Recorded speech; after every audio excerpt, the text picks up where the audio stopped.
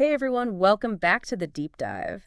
Today we're exploring something I think we all crave a little more of how to enjoy life more, even when things get hectic. And we've got some pretty awesome strategies to unpack too, right from the source. We do, yeah. We're diving into 7 ways to enjoy life to the fullest. It's an article from Tickle to Think, which, if you haven't checked it out, it's a blog. Yeah, it's like all about those personal growth tips and happiness hacks, stuff we can actually use. Exactly. Yeah, Like a cheat sheet for happiness, which, let's face it, sometimes we need that? So the first thing they hit on right off the bat is this whole one day at a time thing. makes sense, right? I mean, how many of us get stuck worrying about the future and miss what's right here, right now? Totally. It's like we're always on edge, waiting for the other shoe to drop instead of like enjoying what's good. The article talks about how the author used to be totally trapped in that what-if thinking. And I think a lot of us can relate to that. It's like this constant state of worry that just sucks the joy out of everything. It's exhausting, right? Like you never get a break. Exactly. But, the cool thing is there's actually a ton of research on this, like mindfulness, Right. really being present. Studies show it can actually rewire our brains. We become less reactive to stress and start noticing the good stuff more. Whoa. So it's not just like some fluffy feel good thing. There's actual science behind it. Yeah, it's pretty amazing. And it doesn't have to be complicated. Just paying attention to your breath for a few minutes, actually savoring that first cup of coffee instead of like just chugging it down. Okay, yeah, I'm already feeling calmer just hearing you say that. Right. So, tip number 2 from the article is celebrating those small wins. The author talks about how they used to be all about chasing the next big milestone and never really felt satisfied. Oh, yeah. Classic destination addiction, right? Yeah, Like we're always striving for that next thing and never allowing ourselves to actually enjoy the journey. so true. And the journey is where all the good stuff happens, like the learning and growth and all that. Totally. And there's this whole psychology thing too, like positive reinforcement. Yeah. When we notice and celebrate those little wins, it actually makes us want to keep going, keep doing those things that got us there. So, it's like a positive feedback loop. Yeah, exactly. Yeah. And it doesn't have to be some big party every time. Just like a mental high five, writing down what you're proud of that reinforces those good habits. The article gave this great example, like even just getting out of bed on a rough day, that's a win worth celebrating. I love that. It's like acknowledging that even those small acts of self-care are huge. Right. And it sets the tone for the whole day, maybe. Okay, so point number 3. This one's about saying no gracefully, which I know is something I struggle with sometimes. It's tough, right? Like we want to help, we want to be there for people, but sometimes it's just too much. The author was saying how they felt like their worth was tied to how much they could do for others. So they were always saying yes, even when they were totally swamped and they ended up burned out. Yeah, I've been there. It's like we think we have to say yes to everything, but the truth is setting boundaries is actually a really important part of self-care. There's this quote from the article that really hit me. Remember that our worth and value aren't defined by how much we can do for other people. You are worthy just as you are now. So powerful, right? Like mic drop moment. It's true though. hmm Our worth doesn't come from how busy we are or how much we do for others. It's about recognizing our inherent value. Yeah. Absolutely. But learning to say no without feeling guilty, that's a whole other skill, isn't it? It is for sure. So, any tips for how to do that? How do we set those boundaries without feeling like we're letting people down? It's something we all struggle with for sure. But Yeah. well, I think the first step is like really understanding your own needs and limits. What are those things you absolutely can't compromise on? Yeah. And what are the things that totally drain you? Once you kind of have that figured out, it makes it a little easier to communicate those boundaries to other people. That makes sense. It's like you can't pour from an empty cup or whatever. Right. Yeah. Every time you to make sure you're taking care of yourself first. Yeah, exactly. And setting boundaries, it's not about being mean or pushing people away. It's more about like being honest with yourself and others about what you can actually handle, what you can realistically commit to. Okay, that makes sense. So let's move on to the next point from the article. This one's all about spending quality time with loved ones, which sounds simple enough, but it's easy to let those connections slide when we're all so busy. It is, yeah. And the article really highlights how important that is. It's not just a nice to have. It's like fundamental to really enjoying life, right? I mean, what's the point of achieving all these amazing things if you don't have people to share it with? So true, but how do we actually do that? Like, with our phones always buzzing and our to-do lists never ending, how do we actually prioritize quality time with the people who matter most? Well, one thing the article suggests is like creating these intentional spaces for connection.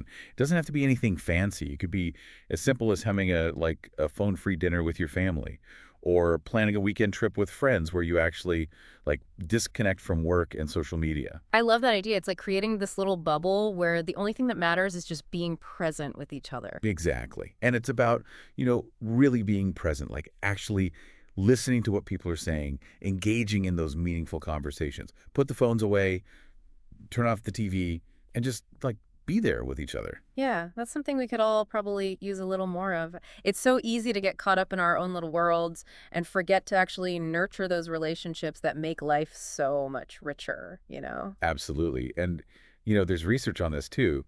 Strong social connections, they're not just like a feel good thing, they're actually essential for our mental and physical health. Oh, wow. I didn't realize that. Yeah, people with close relationships tend to live longer, healthier, and happier lives. It's pretty amazing. So it's like a win-win, right? You get to enjoy those connections and you're actually boosting your health at the same time. All right, so point number 5 from the article. This one is all about embracing change. The author talks about how they used to resist change like crazy, but then they realized it's kind of inevitable. And a lot of times, it's actually the catalyst for growth and new opportunities. It's true. And it's funny, our brains are actually wired to prefer the familiar. Change can feel scary because it disrupts that sense of security and control that we crave. Mm. But if we can like shift our perspective a bit, change can become less about fear and more about excitement. So how do we do that? How do we go from like dreading change to actually looking forward to it? One thing the article recommends is to start small. Instead of trying to overhaul your entire life, overnight, just start by making little tiny changes to your routines and habits, Yeah. baby steps. They actually use this phrase, building your change muscle, which I thought was kind of a cool way to think about it. Yeah, I like that. It's like the more we practice adapting to change, the easier it becomes. Like anything else, it takes practice. Right. So maybe you try a new recipe once a week or take a different route to work or even just like switch up your morning routine, just little things to get used to the feeling of change. Exactly. Those small changes, they can actually make a huge difference in building that resilience and adaptability, which comes in handy when those bigger life changes inevitably come along, right? Totally. It's like dipping your toes in the water before jumping in the deep end. Okay, so moving on to point number 6. This one's all about prioritizing self-care, especially when things get crazy busy. Yes. And the article does such a good job of debunking that whole myth that self-care is like selfish or a luxury. It's not about being indulgent or escaping from responsibility. It's really about like taking care of your physical, mental, and emotional well-being so you can show up as your best self in all areas of life. Yeah, it's like that saying, you can't pour from an empty cup, right? You have to fill yourself up first. Exactly. But I get it. It can be hard to find the time, especially when we're juggling a million things. The key is to start small and make it non-negotiable. So what are some examples of like simple self-care practices that we can easily fit into our day, even when we're super busy? Well, it totally depends on what works for you, but some ideas could be like going for a walk in nature, taking a long bath, reading a good book, or even just like 5 minutes of meditation or journaling. Even small things can make a difference. Those are all great ideas, and they don't require a ton of time or money, which is awesome. Oh, and the article actually mentions a 30-day self-care challenge, which I thought was pretty cool. Oh, yeah, I saw that. I think challenges like that can be really helpful for like staying motivated and actually sticking with it. Totally. And the last point from the article is all about practicing kindness, both to others and to ourselves, which, again, sounds simple, but in a world that can feel so divided and judgmental sometimes, it's a pretty powerful message. It is, yeah. I think kindness is really about recognizing our shared humanity. Yeah. It's about treating people with compassion and understanding, even when they're different from us or when they mess up. And it's about showing ourselves that same compassion, right? The article specifically talks about challenging negative self-talk and practicing self-compassion, which I think is so important. It is, yeah. We tend to be so hard on ourselves. We set these impossible standards and then beat ourselves up when we inevitably fall short. But what if we, like, flip the script? What if we treated ourselves with the same kindness and understanding that we would offer a friend? I love that. It's like becoming our own best friend instead of our own worst enemy. It really is, yeah. Like remembering that we're all human, we all make mistakes, and we're all just trying to figure things out as we go, right? Absolutely. And, what I love about kindness is that it's, like, contagious. When we're kinder to ourselves, we're more likely to be kind to others too.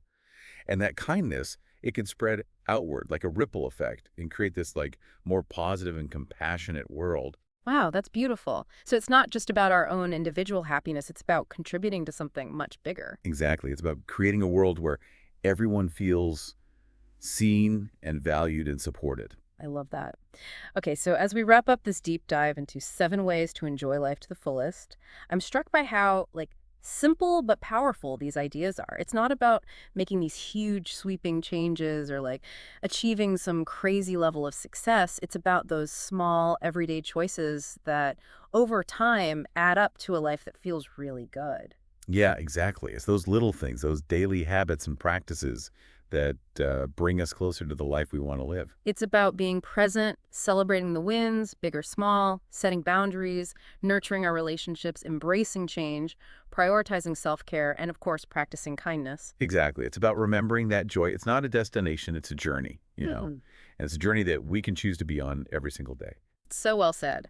So as we leave you with this cheat sheet for happiness, I'm curious what resonated with you the most.